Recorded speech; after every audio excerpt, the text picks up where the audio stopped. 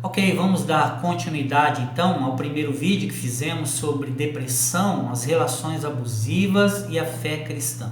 Como eu disse no início daquele vídeo, a depressão ela pode ser causada por um relacionamento abusivo, porque esse relacionamento abusivo ele rebaixa a autoestima da mulher, leva a uma perda de identidade, de valor pessoal, fragiliza essa mulher e aí então ela fica deprimida.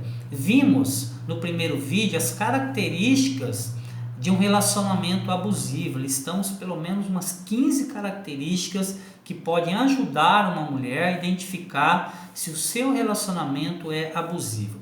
E aí a grande pergunta que muitos fazem é: por que uma mulher permanece numa relação assim, sendo que ela é tão abusiva, né? Claro que nós já vimos aqui que a base disso tudo é que aqueles abusos vão minando a autoestima dessa mulher, ela deixa de acreditar nos seus potenciais, no seu valor e ela se deprime, ela fica sem forças mesmo para sair dessa relação. Mas há alguns pensamentos, alguns conceitos que estão na base desse comportamento que mantém a mulher nessa relação abusiva. O primeiro deles, que muitas mulheres podem pensar, é assim: se eu deixar esse homem, eu não conseguirei outra pessoa, especialmente se essa mulher tiver mais idade, né? Ela pode imaginar e pensar que ela não terá mais a possibilidade de conseguir um outro homem, né? Um outro namoro, um outro casamento, e aí há uma dependência emocional então dessa pessoa. Um outro conceito é essa mulher que pode dizer: se eu deixar o meu marido, eu não terei como me sustentar. Quem vai sustentar os meus filhos? Né? Por quê? Porque também durante os abusos, o marido diz para ela que ela não tem capacidade, que ela não consegue cuidar da própria vida, que tudo que ela faz é errado. Então elimina esse conceito de capacidade que a mulher tem. Nós sabemos que toda pessoa tem capacidades, né? Sabemos que o final de um casamento pode ser muitas vezes a oportunidade para essa pessoa descobrir talentos que até então ela não havia descoberto, mas isso pode realmente impedir que uma mulher deixe uma relação abusiva.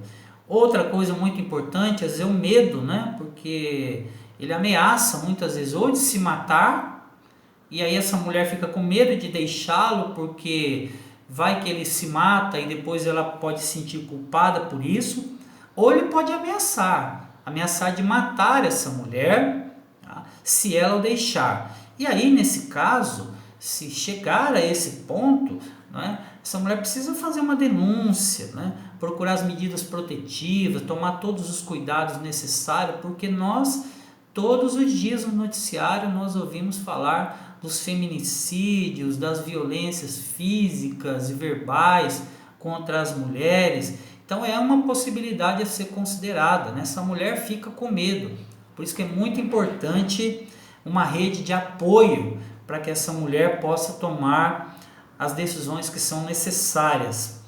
A mulher às vezes permanece nessa relação porque ela sempre acredita que ele vai mudar com o tempo. E quando às vezes eu vejo postagens na internet tentando dizer que o envelhecimento das pessoas transforma as pessoas. Isso não é verdade. Assim como o sofrimento por si só não muda a vida das pessoas, a idade também não torna as pessoas mais sábias.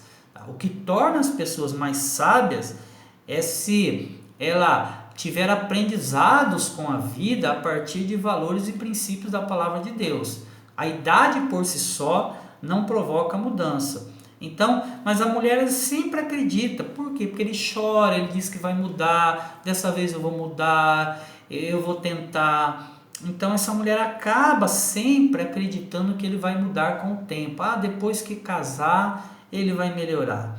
E os históricos estão dizendo por aí que não é bem assim, não é? Ou então, as mulheres podem dizer: os filhos vão sofrer muito sem ter o pai por perto. ou seja, tem medo de que os filhos sofram. E eu sempre me pergunto assim, o que é pior para um filho, né? Se ele crescer, ver o pai agredindo a mãe, desrespeitando a mãe, brigas frequentes, ou se ele passar por um problema, por um sofrimento que é o divórcio, né? Se ele vê os pais se divorciarem, o que causa menos prejuízo? Os dois trazem problema, mas eu acredito que em determinadas situações o divórcio é o mal menor. Uma outra característica, né, um outro pensamento que as mulheres têm muito é que casamento é para a vida toda. Eu já vi muito isso de mulheres dizendo, olha, minha mãe disse, aguenta aí porque casamento é uma vez só na vida, né? E aí às vezes a mãe, a avó dá exemplo e diz, olha, eu fiquei com o teu avô lá há 50 anos, ele tinha até outra mulher, mas eu aprendi que casamento é uma vez só na vida, né? Casamento é para a vida toda? Essa é a pergunta. O ideal de Deus é que a gente não se separe, é verdade, mas eu sempre tenho dito que Jesus falou que, por exemplo, o adultério ele pode ser um dos critérios para que uma mulher, um homem, coloque fim a uma relação, tá? É claro que o perdão está aí para restaurar todas as coisas, é verdade, né? A violência, quando coloca em risco a vida de uma pessoa, ele pode levar a um divórcio. Claro que nós vamos dizer o seguinte, se a pessoa errou, falhou, está procurando ajuda, quer mudança e tem dado passos realísticos na direção dessa ajuda, tá? A mulher realmente pode querer tentar manter essa relação. Mas se isso é contumaz, se coloca em risco a vida de uma pessoa, eu entendo que a vida ela é mais importante do que o casamento, né? Ou então muitas mulheres têm vergonha de falar que são abusadas pelo marido, de que apanham, né? Há uma questão, medo do que as outras pessoas vão dizer, porque queira ou não é um fracasso, se o casamento acabar, é uma derrota pessoal, sim, mas todos nós passamos por derrotas pessoais. Mas ter uma derrota pessoal não significa que nós somos derrotados, incapazes, não. Só significa que naquela questão, naquele momento, nós não fomos bem-sucedidos, né? Enfim, a gente não pode tomar isso como um sinal de incapacidade pessoal. E aí outro conceito é que muitas mulheres, especialmente aquelas que têm a fé cristã, dizem, não, eu tenho que ser submissa ao meu esposo. E o conceito de submissão é tão distorcido, né? Como se a mulher tivesse que se sujeitar a todas as coisas que o marido quer que ela faça. E não é isso. Submissão, do ponto de vista bíblico, é a mulher aceitar a liderança amorosa do seu esposo. Porque numa relação conjugal há uma estrutura, o marido é o líder, a esposa é aquela que está como auxiliadora do seu esposo nessa liderança, mas não é uma liderança ditatorial, não é esse marido, como eu disse no primeiro vídeo, ele não decide as coisas sozinho, ele não se impõe nessa relação, né? Há um padrão bíblico para o relacionamento, e o padrão bíblico está lá em Efésios 5, 22 até o verso 30 ali, né? Jesus vai falar aqui, o apóstolo Paulo vai falar a respeito da palavra de Deus, que as mulheres elas têm que se sujeitar ao próprio marido como ao Senhor, essa submissão em amor. E no verso 25 diz, marido, cada um de vocês ame a sua esposa, como também Cristo amou a igreja e se entregou por ela. Então, quando há uma liderança amorosa, quando esse marido ama a ponto de se entregar pela esposa, essa esposa então entende que esse líder dessa relação fará tudo por ela, ela terá um enorme prazer de aceitar a liderança do seu esposo. Então é uma relação muito, ela é exemplificada pela relação de Cristo com a igreja. Então não tem nada a ver com se sujeitar às violências do marido. E aí eu penso o seguinte, que quando a pessoa permanece numa relação abusiva, ela não está sendo submissa ao esposo, ela está compactuando com o pecado do esposo.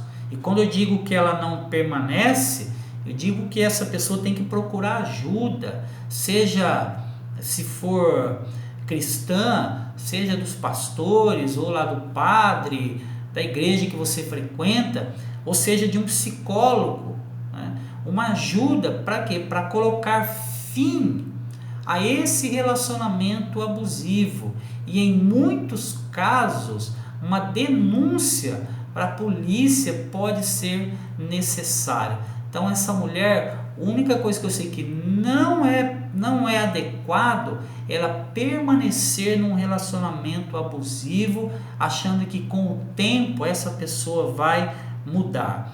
Então ela está lá em Romanos capítulo 1, verso 32, que não apenas fazer algo errado, mas aprovar o erro também inclui num pecado. Ou seja, se tem uma pessoa agredindo o outro e eu sei dessa agressão e eu não faço nada, eu sou cúmplice dessa pessoa.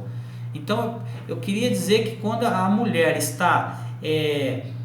não está fazendo nada diante desse relacionamento abusivo, ela pode estar compactuando e reforçando esse comportamento errado do seu esposo ou do seu namorado. Por isso é preciso procurar ajuda. Eu, como pastor, todos os aconselhamentos eu tento fazer o máximo para que esse casamento seja restaurado, porque eu sei que essa é a vontade de Deus. Agora eu sei que para que haja restauração, o casal precisa de buscar ajuda. Agora, caso aquele que é o abusador não queira se sujeitar a uma ajuda, a uma orientação bíblica ou psicológica, aí essa mulher então precisa decidir os caminhos que desejará trilhar. Porque o que eu sei é que Deus não criou uma mulher para ser abusada, para ser violentada, porque a mulher, assim como o homem, nós carregamos a imagem e semelhança do nosso Criador. Tá bom, queridos? Deus abençoe a sua vida em nome de Jesus.